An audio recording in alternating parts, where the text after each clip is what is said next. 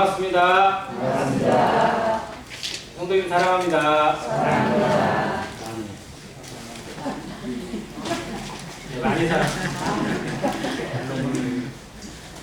처음 나오신 분 소개가 아닌 것 같아서 먼저 인사 한번 드리겠습니다. 송영재 목사님이 그저께 전화를 주셨어요. 같이 일하시는데 도움 주시는 사장님 본인과 이렇게 친분이 되다 보니까 이렇게 누나라고 부르고 동생처럼 이렇게 대하시고 이렇게 하는데 꼭 전도하고 싶다고 그런 마음으로 초청을 하셨는데 오늘 지금 코로나로 인해서 좀 눈치도 많이 보이고 어려운데 함께 하셨습니다. 제일 뒤에 앉아 계시는데 정확하게 성함을 저도 모릅니다. 아무튼 일어나서 잠깐 좀 인사 한번 나눠주시고요. 환영합니다.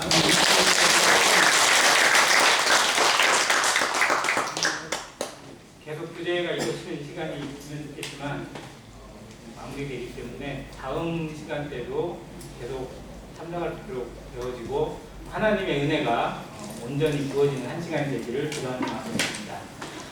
오늘 로마서 2장 보겠습니다.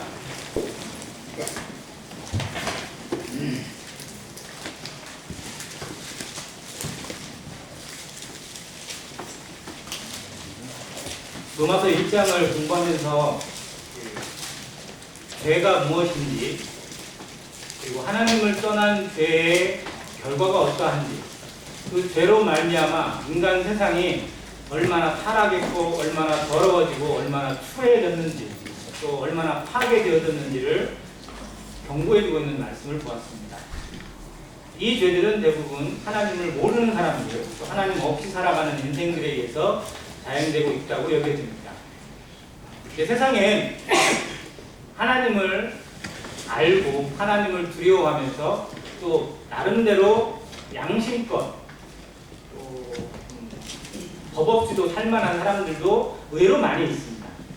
이 장에서는 이제 자신들은 남들보다 낫다고 자기는 다른 사람보다 좀 더 그럴싸하게 살고 있다고 또 하나님을 두려워하면서 하나님의 법을 알고 율법을 알고 살아가고 있다고 자부하고 있는 유대인 그리고 이방인들 가운데서도 좀 도덕적이고 깨끗하고 또 청결하게 살아가고 있다고 스스로 여기는 사람들을 향해서 주시는 말씀이 많습니다. 우리 가운데에도 정말 인생의 쓰레기 같고 구더기 같고 뭐 이런 것을 표현하지만 그런데도 불구하고 대부분의 사람들은 좀 그럴싸한 사람들이 많습니다. 좀 착하게 살려고 하고 죄에 안 지려고 하고 남에게 해를 덜 끼치려 하고 좀 웬만하면 양심적으로 살고자 하는 사람들이 세상에 많은가요? 적은가요? 많습니다. 그런 사람들이 없으면 이 세상은 끝나는 거예요. 그냥 끝납니다. 그나마 그런 사람들이 좀 있으니까 어떻게 보면 버티고 있는 거죠. 근데 그런 사람들은 과연 그럼 괜찮느냐? 그렇게 살아가는 사람들은 그런 사람들은 그럼 정말 하나님 없이 하나님 믿지 않고 하나님의 은혜 아니고도 자기의 의로 자기의 노력으로 자기가 지금까지 살아왔던 그 성과로 과연 미래가 안전하다고 할 수 있는 거냐 라고 되묻고 있습니다. 여기에 대표적인 유대인들이 그런 사람들이에요. 유대인들은 남들보다 훨씬 더 청결하게 정직하게 살아가려고 많이 노력을 하는 민족입니다. 자, 2장 1절 같이 한번 읽겠습니다. 시작.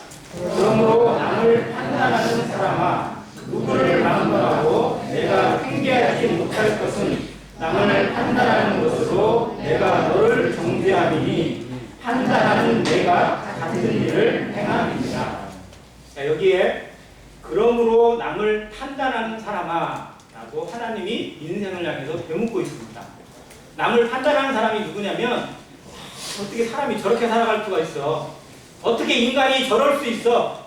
어떻게 세상이 이 모양 이 꼴이야? 라고 책망하고 욕하고 손가락질하면서 살아가는 사람들. 우리는 안 그런가요? 정말 정치인들 보고 범죄자들 보고 또 살인자들 보고 또 강간범이나 뭐 이런 사람들 보면 우리 마음에 드는 생각이 주로 어떤 생각이에요? 어떻게 사람이 저럴 수 있어? 어떻게 인간이 저럴 수가 있지? 라는 마음이 듭니다. 그리고 우리 마음 가운데 나는 안 그러니까 나는 그 사람보다 나으니까 나는 그 사람과 같은 죄를 범한 것은 아니니까 나는 낫다고 생각을 해요. 근데 정말 그러냐라는 겁니다. 그래서 이 말씀이 뭐냐면 남을 판단하는 사람아 누구를 막론하고 네가 핑계하지 못할 것은 남을 판단하는 것으로 너를 정죄하고 있다는 거죠. 우리가 그 말을 하는 순간에 이미 하나님 앞에 만물을 보시고 중심을 보시고 인생의 속들을 다 알고 계시는 하나님 앞에 나도 이미 판단을 받고 있다는 거예요. 우리의 수많은 날들, 수많은 지적들이 실제로는 나는 깨끗한 것 같고 나는 나은 것 같고 나는 그런 일을 행한 것은 아닙니까? 나는 누구를 죽인 적도 없고 누구에게 큰 사기를 친 적도 없으니까 나는 그 사람보다 나아.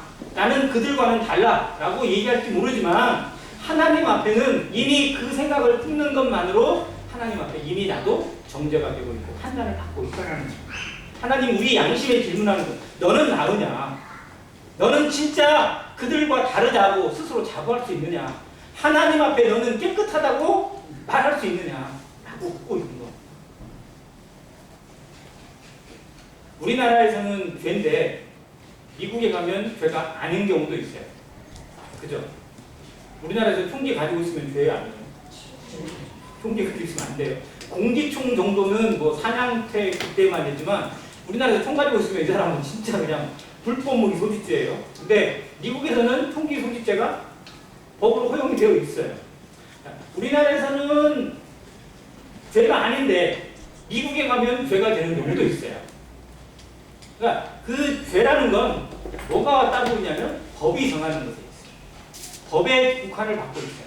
그러니까 그래서 인간의 죄는 우리나라에서도 죄는 뭐에 따르냐면 흔히 말하는 형법, 민법, 상법 뭐 이런 것에 따라서 그 법을 어겼을 때 거기에 따라서 소송을 당합니다. 형사소송법, 민사소송법에 의해서 소송을 당해서 재판을 받고 벌금에 처해지거나 징역살이를 하거나 뭐 그런 거를 당하게 돼 있어요.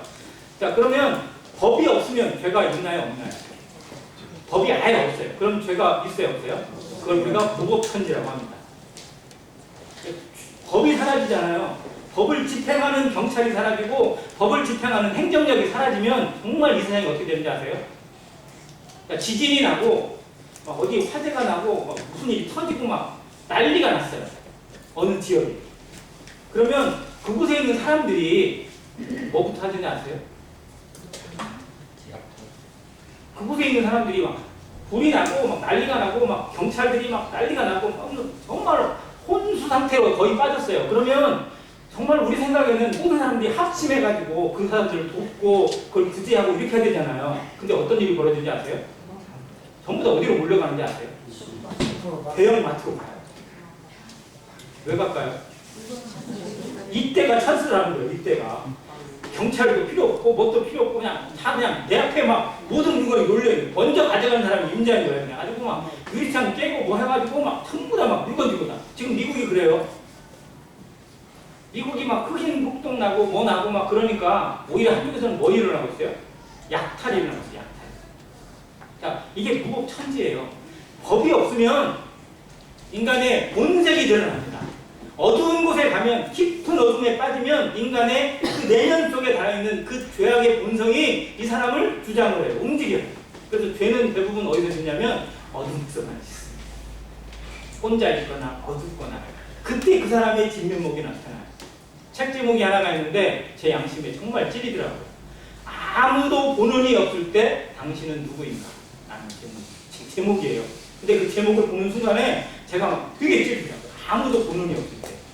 남들이 볼 때에는 다 그럴싸하게 살아가요. 보이는 모습에 대해서는 다 감추고 있습니다. 우리의 얼굴을 그대로 다 민낯을 다 보이고 싶은 사람이 없어요. 그래서 화장도 해요. 뭔가를 다 좋은 것으로 포장을 합니다. 그런데 정말로 아무도 보는 사람이 없고 나 혼자만 있는 그곳에서는 속에 있는 모든 것들이 다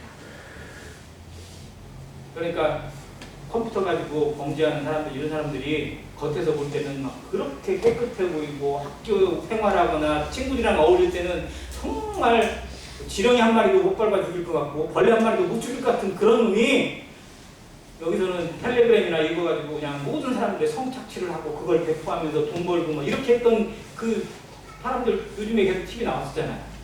그 인간의 내면 속에 담겨있는 그 죄악의 본성은 정말 아무도 모른다는 겁니다. 남들이 볼 때는 그럴싸하게 보이고 깨끗해 보이고 착해 보이는데 정말 그 속에 담겨있는 죄악의 본성, 그 속에 담겨있는 그 더러운 인간성은 누구도 알 수 없다는 거예요. 근데 나는 어떠냐?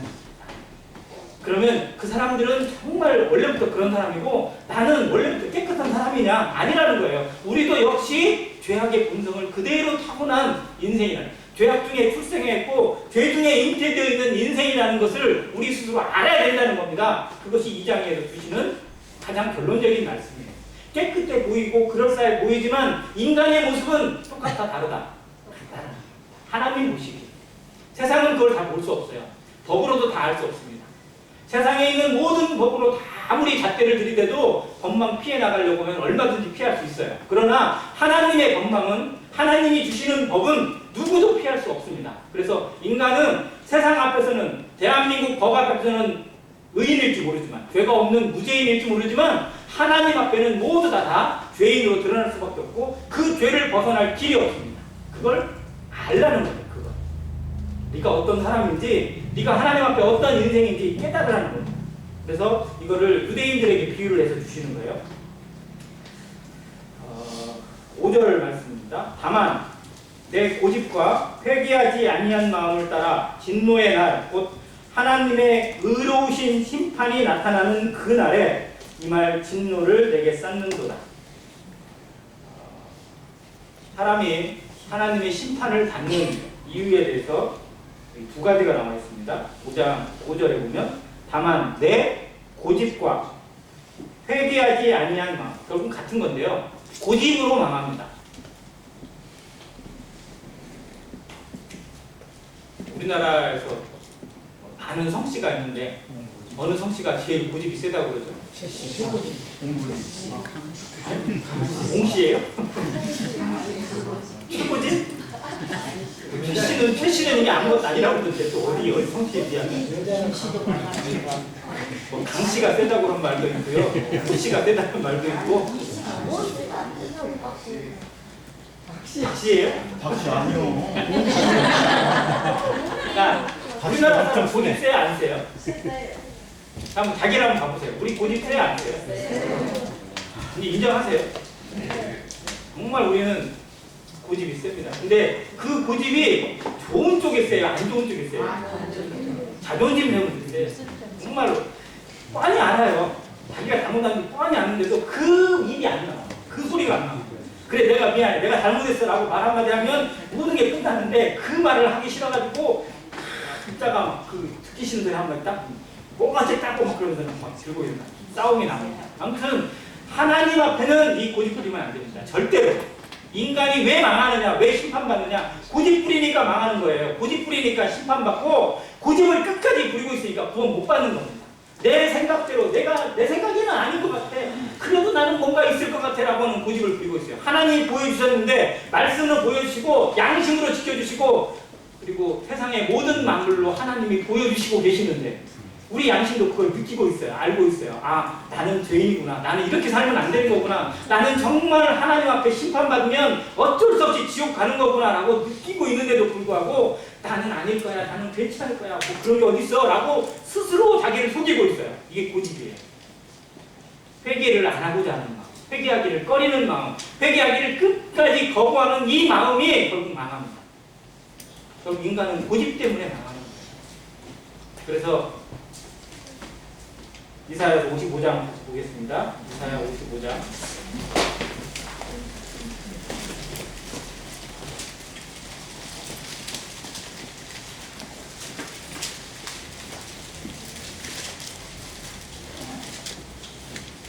(6절부터) 8절까지 한 목소리로 읽겠습니다. 6절부터 8절입니다. 이사야 55장 6절부터 8절 시작. 너희는 여호와를 만날 만한 때에 찾으라. 가까이 계실 때에 그를 부르라. 악인은 그의 일을, 무리한 자는 그의 생각을 버리고 여호와께로 돌아오라. 그리하면 그가 긍휼히 여기시리라.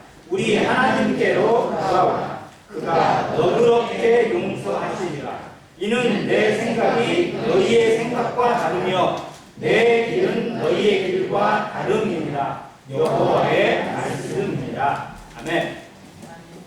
너희는 여호와를 만날 만한 때에 찾으라. 가까이 계실 때에 부르라고 합니다.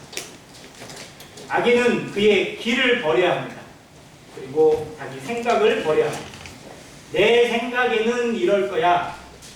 아니야, 내 생각에는 이럴 것 같아. 라고 하는 그 생각이 마귀의 조종입니다. 마귀가 우리의 발목을 붙잡고 있는 거예요. 여러분의 영혼을 끝까지 놓아주지 않으려고 하는 마귀가 우리의 생각을 가지고 지배합니다. 진리가 아닌데도, 사실이 아닌데도 마치 사실인 것처럼 포장하고 끝까지 자기의 생각을 굽히지 않게 만드는 고집으로 우리 인생은 낚아지고 있습니다.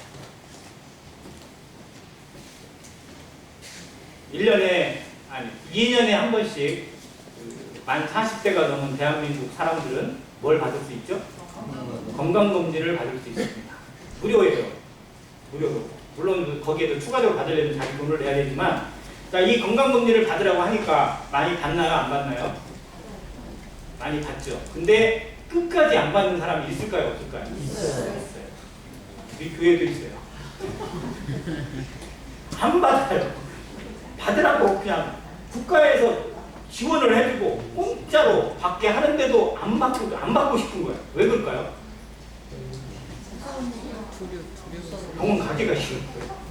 의사 앞에 자기를 드러내고 싶지가 않은 거예요. 저도 그런 마음이 가끔 있어요. 왜 그럴까요?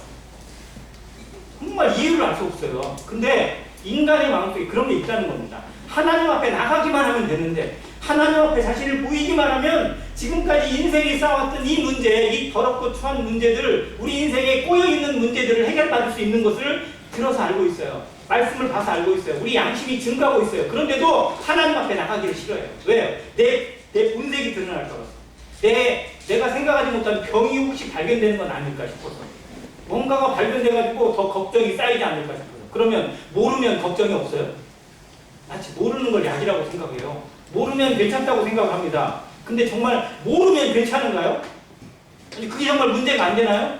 아니요, 이건 반드시 문제가 되게 돼 있습니다. 대부분의 병은 그 때를 놓쳐서 오는 겁니다. 언제든지 다 징조가 있게 마련이고요. 그걸 발견해서 조금 더 일찍 치료할 수 있는 기회는 언제든지 있어요. 근데 우리 인생이 무엇에 바빴는지, 무엇에 쫓기는지 모르지만 항상 그 때를 많이 놓쳐요. 그래서 안타까운 모습을 많이 보게 됩니다. 그거 아닌가요? 그러나 하나님 앞에, 이 땅에서의 질병도 마찬가지지만 하나님 앞에 이 때를 놓치는 인생은 정말 안타까운 겁니다. 나중에 정말 이를 갈며 후회할 수밖에 없어요. 하나님이 나를 불러주실 때, 하나님이 기회를 주셨을 때, 보라 지금은 은혜 받을 만한 때요, 보라 지금은 구원의 날이로다라고 주님께서 말씀해 주십니다. 지금이 기회라고, 지금이 하나님을 만날 때라고, 지금이 내 마음을 내려놓고 하나님 앞에 나오라고, 고집 부리지 말라고 하나님이 그렇게 부르짖고 계시는데도 우리의 마음에서 고집을 꺾기 싫을 때가 있어요.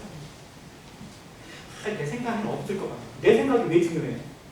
내가 모든 것을 아는 게 아닌데, 내가 모든 것을 창조한 것도 아니고, 내가 만들어 쓰는 것도 아니고, 내 인생 내가 어떻게 할 수 있는 것도 아닌데 왜 내 생각으로 머물러 있어요?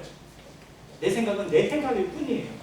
내 생각이 옳을 수도 있지만 그럴 수도 있다는 생각을 하셔야 되고, 내 생각이 잘못됐다면, 내 생각이 틀리다면 그럼 과연 어떻게 될 것인가? 내가 지금까지 믿고 있고 내가 붙잡고 있는 것이 아니라면 그러면 어떻게 될 것인가? 이걸 따져봐야 돼요. 그래서 교회에서 말하는 것이 때로는 듣기 싫을 때도 있고 별로 안 좋은 마음으로 들릴 수도 있지 모르지만, 그러나 왜 그렇게 말하는지, 왜 성경이 그걸 얘기하고 있는지, 왜 앞에 있는 설교자는 그렇게 듣기 싫은 소리를 그렇게 큰 소리로 외치고 있는지 한번 좀 생각해 보시라는 겁니다. 하나님이 과연 인생을 향해서 주시는 메시지가 무엇인지, 아직도 때를 마감치 않고 세상이 정말 갈 때까지 가 있고 동성애가 판을 치고 있고 정말 인간의 범죄가 극에 달해있는 이때에 하나님이 아직도 우리에게 기회를 주고 계시고 말씀을 들을 수 있는, 그리스도를 통해서 구원받을 수 있는 나를 오늘도 허락하신 이유가 무엇인지 다시 한번 생각하시고, 정말 내 고집을 내려놓고 내 생각을 내려놓고 하나님께 온전히 돌아오는 그러한 오늘 이 시간이 되기를 간절히 바랍니다. 하나님 앞에 심판은 누구도 벗어날 길이 없습니다. 하나님은 그 사람의 모든 것을 통해서 그대로 심판하십니다. 선을 행하는 자는 그 선으로 갚아주시고 악을 행하는 자는 그 악으로 갚으십니다. 이것이 공의. 모든 사람에게 공평하게 평가하시고 잣대를 들이대시는 것. 공평과 정의. 만약 공의가 아니라면, 하나님이 공의가 아니라면 하나님은 판단하시고 심판하실 권한이 없었어요. 재판장이, 우리나라에 있는 대법관이라고 하는 재판관들이 정말 공정하고 정말 모든 사람에게 공평하게 재판하나요? 그렇다고 여기세요? 안 그런 것 같아요. 그들은 그렇다고 하는데 어떤 사람한테는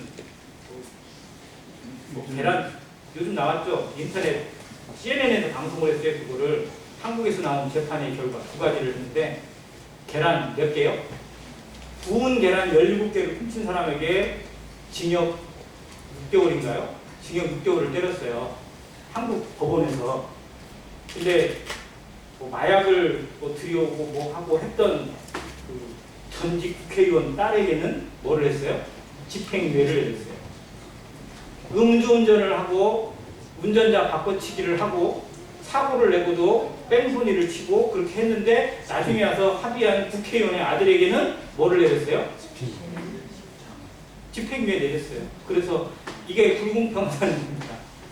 정말 어떤 사람이냐에 따라서, 그가 누구냐에 따라서, 그의 배경이 무엇이냐에 따라서 재판의 내용이 달라지고 있는 것이 세상입니다. 세상은 어쩔 수가 없어요. 근데 하나님 앞에서는 그럴 수 없다는 겁니다. 그 사람이 얼굴이 이쁘다고 하나님이 봐주시는 것도 아니고요. 그 사람이 재산이 많다고 하나님 앞에 뭔가를 내놓을 수 있는 것도 아니에요. 모든 사람은 자신의 행위대로, 자신의 행 그것 그대로, 자신의 삶 그대로 하나님 앞에 심판을 받게 되어 있습니다. 그러면 나는 심판받을 준비가 되어 있나요? 하나님 앞에 설 준비가 되어 있는 인생이 되시길 바랍니다. 그런데 하나님 앞에 설 수 있는 인생, 하나님 앞에 나는 괜찮다고, 나는 하나님 앞에 당당하게 설 수 있다고 말할 수 있는 인생이 아무도 없다라는 사실입니다. 그것이 성경이 증거하고 있고 로마서가 가르치고 있는 말씀입니다. 그래서 먼저 너를 알라는 거예요. 네가 하나님을 앞에 서야 되는데 하나님 앞에 어떤 자세로 설 것인지 두려움 가운데 자신의 속을 들여다보라는 겁니다. 1장에서는 하나님 없이 살아가는 인생, 망가져서 더 이상 썩어질 수도 없는 만큼 썩어지는 인생을 봤다면 이제 그렇지 않은 것 같고 나는 괜찮을 것 같지만 그 사람도 그 속에 여전히 죄가 있고 언제든지 들고 일어날 수 있는 죄악이 가득하다는 것. 이거를 어떤 사람이 비유로 설명을 해요. 컵이 있어요. 저도 옛날에 한번 한 적이 있습니다. 컵에다가 탕물이나 먼지나 이런 걸 몽땅 넣어요. 물을 채워놓고. 그리고 한 2시간 동안 다 줍니다. 그러면 어떻게 되죠? 그것들이 어떻게 돼요? 밑으로 쫙 가라앉아요. 그럼 위는 어떻게 보여요? 깨끗해 보여요. 그거 마실 수 있어요? 없어요? 모르는 사람은 마실 거예요. 깨끗해 보이니까. 그게 인생입니다. 그게 사람이에요. 그게 나라는 거예요. 가라앉아 있어요. 저 밑에 잠겨놨어요. 너무 눌러가지고. 종교적으로, 양심적으로 뭘 해가지고 막 죄가 일어나고 싶은데도 막 눌러놨어요. 넌 그러면 안 돼. 그렇게 살면 안 돼. 그거 하면 안 돼. 이런 걸로 눌러놨어요. 이게 눌려져요. 누르면 눌려지는 것들이에요. 근데 문제는 이게 영원토록 눌려지느냐? 그렇지 않다는 거예요. 근데 갑자기 와가지고 젓가락으로 한번 거기 확 휘져요. 그럼 어떻게 돼요? 그렇게 깨끗해 보이던 물이 그냥 완전히 흙탕물이 되는 거예요. 그게 인생이에요. 무슨 일 한 번 생기면 갑자기 자존심 한번 긁히면 정말 어떻게 보면 아무것도 아닌데 그것 하나 때문에 사람을 죽여요. 그것 하나 때문에 연쇄살인을 한다는 겁니다. 그거 하나 때문에 자기 자존심 하나 상했다고 그 건물에 불을 질러가지고 17명을 죽인 사람이 있어요. 자기 자존심 상했다고, 자기 화나게 했다고 그 건물에 그냥 멀쩡한 사람들 17명을 아무 상관없는 사람을 죽여요. 그래놓고 자기를 화나게 했으니까 그럴만 했다고 얘기를 해요. 이게 인간이라는 거예요. 이게 인생이라는 겁니다. 그러면 나는 그 속에 눌려있는 그런 더러운 것이 없느냐는 겁니다. 내 속에도 여전히 있다는 거예요. 아담으로부터 물려받고 인생의 부모로부터 물려받은 어찌할 수 없는 죄인의 모습, 죄성의 모습이 우리 인간 내면 속에 깊이 잠겨져 있어요. 감춰져 있어요. 근데 이게 언제 우리의 삶을 지배하냐면 내 자존심이 긁힐 때, 극한의 상황이 오거나 내가 참을 수 없는 지경에 놓여졌을 때 우리 인생을 완전히 망가뜨려 버립니다. 흐트러져 버려요. 그래서 어찌할 수 없는 모습을, 그러니까 사람의 모습은 사람이 알 수가 없는 거예요. 그렇게 깨끗해 보이고 그렇게 선해 보이고 착해 보이는 사람이 어느 순간에 골변을 해요. 어떻게 사람이 저럴 수가 있지? 사이코패스하고 소시오패스 차이 아세요? 옛날에는 사이코패스만 유명했어요. 정말 극한의 범죄자. 근데 요즘은요, 사이코패스는 아무것도 아니에요. 소시오패스예요. 얘는 뭐예요? 이해가 안 돼요. 도저히 이해가 안 되는 세계관을 가지고 있는 것이 소시오패스예요. 사회적으로 완전히 격리를 시켜야 돼요. 그러니까 사이코패스는 연쇄살이 나타나면요, 소시오패스는 정말로 말도 안 되는 범죄나 막 자기 충동이나 막 이런 걸로 막 드러나요. 이게 사회가 점점 바이러스에 걸려있는 모습입니다. 변질들이 나타나고 있어요. 이상들이 나타나고 있다니까요. 이게 이 식물에서만, 이 동물에서만 바이러스가 오는 게 아니고요, 인간 내면에서도 정말 이해할 수 없는 바이러스들이 끊임없이 나오고 있는 죄악의 바이러스들이 나오고 있어요. 그래서 인간 세계를, 인간의 내면을 온갖 더러운 것과 추한 것들로 가득 채워가고 있어요. 근데 뭘로 막 감춰놨어요. 눌러놨어요. 이게 뭐예요? 교육이에요. 이게 종교예요. 이게 철학이고 이게 문화예요. 멋있는 음악 감상을 하고 또 영화 감상을 하고 또 오페라 관람을 하고 막 이런 고상한 것을 하고 나면 자기가 고상해지는 것 같아요. 그러면 눌려져요. 교육을 받고 또 어디 뭐 무슨 스님? 법문 스님인가요? 법륜 스님인가요? 뭐 그렇게 막 좋은 말 듣고 그러면 이게 눌려져요. 이게 정말로 그렇다니까요. 그리고 인도에 가면 뭐 하는 사람들 많죠? 요가하는 사람들 많잖아요. 이 사람들이 뭐 하는 거예요? 요가를 왜 해요? 자기를 다스리기 위해서 하는 거예요. 자기 다스리기 위해서. 그러니까 인간이 하는 모든 노력들은 결국은 자기의 죄성을 자기 스스로 다스려보기 위해서 하는 것들이에요. 자기가 눌러서 해보고 다스려서 해보고 뭐든지 어떻게 해보면 자기를 관리할 수 있고 자기를 깨끗하게 의롭게 만들어갈 수 있다라고 착각을 해요. 그러나 그것이 바로 드러나게 돼 있다는 겁니다. 조금 더 수련이 돼 있는 사람은 좀 더 오래 걸리겠죠. 그러나 하나님 앞에는 그 죄가 없어지느냐? 아니라는 거예요. 그래서 그걸 알라는 거예요.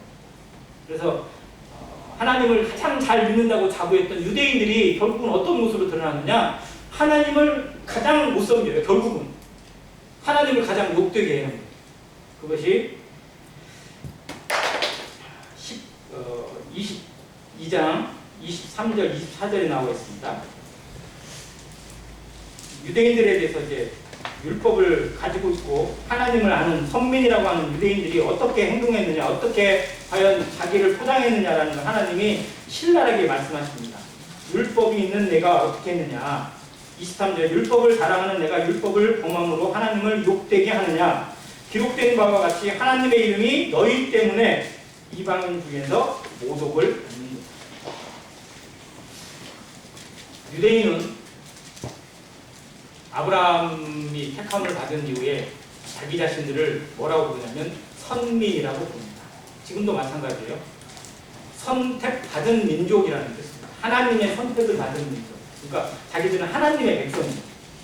하나님이 자기들의 하나님이기 때문에 이방인들은 자기와 전혀 다른 종족들이에요. 그래서 유대인의 세계관은 유대인과 이방인으로 나눕니다. 세계 민족은 유대인이냐 아니냐. 그러니까 유대인은 선택받은 사람들이고 이방인은 그 뒷부분은 뭐냐면 개, 돼지예요. 선택 안 받아요. 하나님을 모르는 종족들이니까 뭐 살아도 좋고 징벌을 받아도 좋고 심판을 받아도 아무 상관없는 종족이라고 여겨요. 그래서 유대인들이 유럽인들이나 이런 사람들한테 공공의 적입니다. 그래서 유대인들은 맨날 가는 데마다 핍박을 받고 공격을 받고 또 따돌림을 당하고 세상 곳곳에 흩어지게 되고 노예시장에도 가장 많이 팔렸어요. 아무튼 그럼에도 불구하고 지금 나라를 이루고 또 그 부를 이루고 세상의 경제를 쥐고 있는 모습을 보게 되면 정말 하나님의 은혜가 있기는 분명합니다. 근데 그들 때문에 하나님의 이름이 이방인 가운데 모독을 받는다는 사실을 그들은 모르고 있어요. 그들을 위해서 하나님이 그 유대인들을 위해서 유대인의 왕으로 오신 예수 그리스도를 보냈건만 그들은 뭘 원했냐면 자기들만을 위한 것을 원했어요. 그래서 예수님을 결국 걷어찹니다. 예수님을 거절해요. 우리의 왕이 될 거 아니면 우리를 위한 왕이 될 거 아니면 필요 없다라는 거예요. 온 세상의 왕 필요 없다는 거예요. 유대인의 왕이야만 한다는 거예요. 그래서 유대인만을 위해서 왜 이방인에게 찾아가고 왜 이방인들에게 복음을 전하느냐는 거예요. 유대인의 세계관에서 이해 못하는 것들이 지금도 그러고 있어요. 그래서 결국 나중에 그들이 깨닫고서야 정말 하나님의 마음을 알게 되면 회개하겠지만 지금은 그런 상태로 머물러 있어요. 자기만 알아요. 근데 우리도 그렇잖아요. 나만 알아요. 우리가 좋아야 내가 좋아야 선이고 나에게 해가 되면 악이에요. 아무리 좋은 법, 남들이 좋은 법이라고 해도 그 법이 나한테 피해가 되면 그건 악법이고. 그게 우리 세계 아니에요? 나한테 좋은 말을 해줘야 친구지. 나한테 기분 나쁘게 하고 기분 나쁘게 하면 다른 사람들은 그 사람을 칭찬해주고 상을 줘도 나한테는 나쁜 놈이 됩니다. 일본이 전 세계에 얼마나 나쁜 짓을 많이 했는지 모르지만 우리나라에 특히 그랬잖아요. 근데 이제 일본이 뭐를 했다. 일본 사람이 뭔 말을 했다. 그러면 우리 민족에게는 주로 어떻게 들려요? 일본 놈이 떠든 걸로 나와요. 이 일본 놈이라고 하는 이 표현을 정말 성도들도 극복하기 정말 힘들더라고요. 저희도 그래요. 일본이 뭐 지진이 났다 그러면 당연히 슬퍼야 되고 애통해야 되는데 아유 이것들 벌 받았다. 우리는 지금 막 일본에 막 전례 없는 막 태풍 오고 막 폭우 내려가지고 막 혹시 영상 보셨어요? 네. 친구 중에 정말 특별한 녀석이 하나 있어가지고 이상한 영상을 막 어디서 찾아낸지 모르겠어요. 막 그런 영상을 밴드로 보내는 애가 있거든요. 큰 철구가 이렇게 있더라고요. 그 마을 한 마을 건너게 하는 철교인데 진짜 한강 철교 같이 생겼어요. 그 철교가 이렇게 딱 지어져 있는데 이 철교에 물이 꽉 찼어요. 위에까지 물이 찬 거예요. 그러면 이게 뭐가 차냐면 거기에 쓰레기가 전부 채워져요. 나무더미 오고 뭐 오고 그러더니 이 철교에 계속 압박이 가는 거예요. 어느 순간에 이 철교가 양쪽이 뚝 끊어져요. 그대로 끊어지더라고요. 그 영상을 찍어서 보냈는데 그 정도까지 비가 와서 그냥 이게 덮치는 것이 아니라 그냥 뚝 끊어서 그냥 굴러 내려가는 그런 모습을 보니까요. 뭐 자동차 뭐 넘실돼서 나가는 건 아무것도 아니더라고요. 그런 정도의 피해를 입었는데 내 마음에 그들을 위한 기도는 전혀 안 나오더라고요. 이게 인간의 한계 아닌가요? 정말 우리가 모든 사람을 사랑하나요? 정말 내 마음 가운데 하나님의 마음이 정말 있나요? 생각이 들더라고요. 거기에 성도들도 있는데 거기에 구원받은 성도, 우리들과 교제했던 성도들도 있을 수 있는데 정말 그들을 긍휼히 여기는 마음보다도 일본은 당해도 싸다라는 마음을 먼저 드는 거 보면 우리는 정말 이기적이에요. 인간은 어찌할 수 없는 이기적인 집단이고요. 나만 먼저 생각하게 되어 있고 나를 먼저 챙기는 마음을 구원받은 성도도 쉽게 못 버립니다. 구원받은 성도라고 이 죄성이 없어지거나 그러지 못해요. 그런데 하물며 구원도 못 받았으면 하나님을 경외하지도 않고 하나님의 말씀을 듣지도 않는다면 그 마음은 뭐 더 말할 못하겠습니까? 성도들도 마찬가지입니다. 근데 성도들을 향해서 이 말씀을 주세요. 너희 때문에 하나님의 이름이 이방인에게서 모독을 받는 거예요.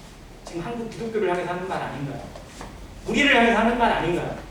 과연 우리는 정말 하나님의 이름을 높이고 있는 자들인지 하나님의 이름에 먹칠을 하고 있는 사람은 아닌지 한번 생각해 보게 되더라고요.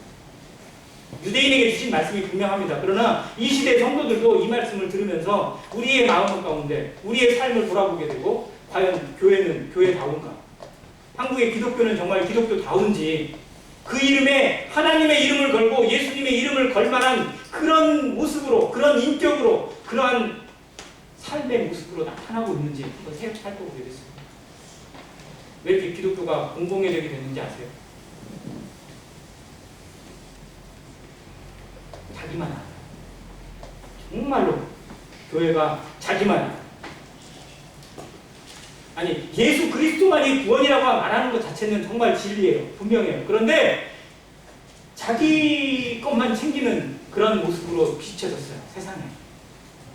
그래서 그런 비침이 예수 그리스도만이 구원이라고 말하는 것도 이기적이라고 공격을 받고 있어요. 복음의 해방을 받고 있다니까요. 복음을 전하면 지들은 저기밖에 몰라. 남들은 막 불교도 천주교도 서로 다 연합을 얘기하고 화합을 얘기하고 있는데 지들은 지기밖에 없어. 이렇게 얘기를 하고 있어요. 이건 교회 성도들이 또 교회가 제대로 활동하지 못하고 제대로 보여주지 못한 탓도 있다는 생각이 듭니다. 과연 우리를 통해서 나타나는 복음은 정말 그럴싸한 복음인지 나를 통해서 보여지는 예수 그리스도는 모든 사람이 생각할 때 믿을 만한 예수 그리스도이신지 아니면 너나 잘하세요라는 말을 우리도 듣고 있는 것은 아닌지 한번 생각해 보시기 바랍니다. 그러면서 주시는 말씀이 이 할례에 대한 비유예요. 유대인들은 할례를 받습니다. 태어난 지 8일 만에 받는 이 할례는 유대인들에게 있어 가장 명예스러운 거예요. 유대인이라는 증표예요. 하나님의 백성이라는 증표입니다. 그래서 유대인들은 그 할례 받지 못한 자들을 아주 괴로 취급을 해요. 할례도 못 받은 자들이 뭐라고. 자기는 할례를 받았다는 거야. 자기는 하나님의 표시가 내 몸에 있다는 거야. 근데 하나님이 뭐라고 말씀하시냐면 표면적 유대인이 유대인이 아니요 표면적 육신의 할례가 아니니라. 오직 이면적 유대인이 유대인이며 할례는 마음에 할지니 영에 있고 영적 율법 조문에 있지 아니하다라고 얘기합니다. 그러니까 표면적으로는 신분적으로는 유대인이 할지라도 그의 삶이 그의 마음이 하나님 앞에 서 있지 못하면 그건 유대인이 아니에요. 정말로 유대인다운 모습인지 아니면 할례다운 모습인지. 그러면 성도들은 구원의 표시로 뭘 받죠? 우리는 뭘 받습니까? 침례를 받습니다. 그래서 예배를 참석할 수 있는 어떤 자격을 부여할 때도 우리는 구원받고 침례를 받은 성도들에 한해서 예배에 참석할 수 있는 권한을 특권이에요. 그러면 침례가 나를 자랑하는 건지 한번 생각해 봐야 돼요. 나 침례 받았으니까 됐어 라고 말하는 성도가 꼭 있다면 부끄러운 거죠. 나는 침례 받았으니까 이게 아니라는 거예요. 침례가 무엇을 의미하는지 그걸 지키는 성도, 그 가치를 지켜내는 성도가 참 성도지. 난 침례 받았으니까, 머리에 넣을 쓰니까, 나는 구원 받았으니까, 예배에 참석하니까 난 됐어라고 말한다면 그 사람은 구원을 잘못 알고 있어요. 침례가 의미가 뭘까요? 침례의 의미가 뭐예요? 침례는 장례식입니다. 우리가 오늘 장례식 치른다고 하잖아요. 내가 죽었다는 거예요. 내가 그리스도와 함께 죽었음을 상징합니다. 또 뭐예요? 다시 살아난 걸 상징합니다. 이제 나는 예전에 나는 죽었다라는 거예요. 예전에 장현수는 예전에 죄에 속해서 죄로 이끌어 사는 예전에 나는 죽었다라는 것을 상징해주고 있고 이제 새롭게 살아가는 나는 겉모습은 똑같지만 새 생명, 새 사람이라는 거예요. 그리스도로 말미암아 사는 거고 부활로 말미암아 살아난 새 생명이라는 것을 자랑하는 것입니다. 그런데 과연 나는 뭘 자랑하고 있느냐는 겁니다. 나는 정말 그리스도를 자랑하는 것인지 아니면 여전히 예전의 나를 자랑하고 있는 것인지 내가 내세우고 싶은 것이 무엇인지 정말 그리스도의 복음만이 내 인생의 자랑이고 내 인생의 표대인지 우리 자신을 이 말씀에 다시 비추합니다. 나를 자랑하고 싶은 마음은 끊임없이 이 교만은요 하나님 앞에 서는 그날까지 우리가 끝까지 투쟁하고 싸워야 될 씨름해야 될 죄악의 본성입니다. 죄의 본성이 교만에 있어요. 이 교만은 결코 우리의 의지로 다스려지지 않습니다. 날마다 나를 죽이고 날마다 나는 그리스도의 십자가에 못 박히는 그래서 사도 바울이 나는 날마다 전도라고 했던 그 고백처럼 우리 자신의 이 죄됨을 나의 죄성을 내가 예전의 날 자존심이 있고 자기의 의지가 있고 자기의 생각이 있는 나를 정말 나는 죽였는지 나는 그리스도와 함께 십자가에 못 박혔는지 한번 느껴보라는 겁니다. 그 말씀이 이 로마서를 통해서 유대인을 향해서 주시는 정보인데 성도들의 마음에 정말 깊은 공감이 되어서요. 나는 정말 죽었는지 나는 진짜 죽었는지 아니면 여전히 예전의 나로 다시 살아가고 있는 건 아닌지 성도의 삶이 변화가 없고 교회의 능력에 변화가 없고 우리 삶에 개혁이 나타나지 않는 이유는 여전히 예전의 나로 살아가기 때문이라는 증거예요. 우리의 삶에 열매가 없는 이유는 다른 거 없습니다. 구원을 안 받았든지 아니면 구원을 받고도 나를 죽이지 않았든지 두 가지 중에 하나일 겁니다. 우리의 삶을 다시 한번 돌아보는 오늘 한 시간이 되길 바라고 구원받지 못한 구도자들 정말 이 고집을 꺾어야 한다는 것을 다시 말씀드립니다. 내 생각 때문에 망해요. 내 고집 때문에 망합니다. 하나님 앞에 이것이 얼마나 무의미한 것인지 하나님이 내 중심을 알고 내 양심의 모든 것을 아시는데 그분 앞에 속일 수 없어요. 그분 앞에 아무것도 자랑할 게 없어요. 내가 어떻게 생각했는지 어떻게 살아왔는지가 하나님 앞에 하는 것 들춰나는 순간에 나는 그 앞에 설 수 없습니다. 내게 정해져 있는 운명이 정말 죄인이고 그 죄로 말미암아 심판이라면 그러면 나는 어떻게 할 것인지 하나님의 말씀을 드려야 한다는 것입니다. 하나님 앞에 나와야 한다는 겁니다. 하나님 앞에 나의 나됨을 그대로 고백하고 나는 죄인입니다. 하나님 나를 불쌍히 여겨달라고 내 인생을 긍휼히 여겨달라고 나를 살려달라고 하는 간절함이 있어야 돼요. 내가 병이 있고 내가 죽을 병에 걸렸다는 걸 아는 사람이 내 스스로 한번 고치겠다고 끝까지 고집을 부리고 있는 모습처럼 어리석은 게 없습니다. 나를 살려달라고 의사에게 매달리는 사람의 마음.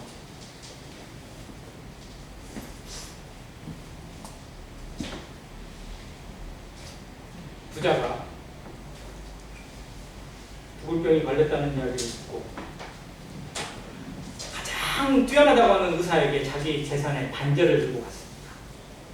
그 사람의 재산 절반이 뭐 우리 생각으로는 상상이 안 되는 금액이에요. 몇 조에 해당하는 금액이에요. 그걸 가지고 와서 내 생명을 한 달만 연장시켜 달라고 하고 있습니다. 한 달만. 뭐 1년도 아니고요. 10년도 아니고 한 달만 연장시켜 달라고. 내 생명을 한 달만. 그러면 당신한테 이 돈을 주겠다고. 의사가 그 돈이 탐나면 내가 한 달 연장시킨다고 해야 되잖아요. 근데 그 사람의 병은 이미 끝났어요. 의사도 손을 못 대고 누가 와서 손을 못 대는 병에 걸렸습니다. 이게 인간의 모습이라는 겁니다. 아무리 붙잡고 싶어도 아무리 자기 나름대로 노력을 하고 싶어도 그 누가 와서 도와줘도 안 되는 상황이라는 걸 알아야 돼요. 내가 지금 끝난다는 사실. 이 세상은요, 정말 하나님이 어떻게 보면 마지막 발악을 하고 붙잡고 계시는 것이지 언제 끝나도 언제 망해도 아무 이상이 없어요. 코로나를 생각하면서 하나님이 지금 우리에게 기회를 주고 계신다고 저는 믿습니다. 코로나를 통해서 다시 한번 돌아보게 하셨어요. 인간의 연약함을 돌아보고 나의 삶을 돌아보고 하나님이 창조하신 세상이 얼마나 인간들의 망가졌는지를 보게 하셨어요. 그래서 코로나로 인해서 중국이 멈추고 유럽이 멈추니까 하늘이 어떻게 됐어요? 깨끗해지더라고요. 근데 지금 다시 더러워지고 있어요. 왜요? 다시 활동했거든요. 정말로요, 좀 심한 얘기 같지만 이 지구에서 인간만 쏙 빼내면 지구 정말 깨끗해져요. 모든 하나님의 것들을 다 더럽히는 것이 인간의 죄라는 겁니다. 근데 하나님이 그 인간들을 사랑하셔서 자기의 아들 독생자 예수 그리스도를 보내시고 십자가에 죽게 하시기까지 사랑하셨다는 거예요. 나를 얼마나 사랑하셨는지 다시 한번 기억해야 합니다. 그것이 성경이고 그것이 복음입니다. 하나님 앞에 돌아오지 못할 인생은 아무도 없습니다. 누구든지 돌아오기만은 하나님이 기다리세요. 지금이 기회라는 겁니다. 오늘이 구원받을 날이요, 오늘이 하나님께 돌아오는 하나님의 은혜를 받을 수 있는 날이라는 사실을 기억하고 하나님의 말씀 앞에 온전히 돌아오시게 되기를 간절히 바랍니다.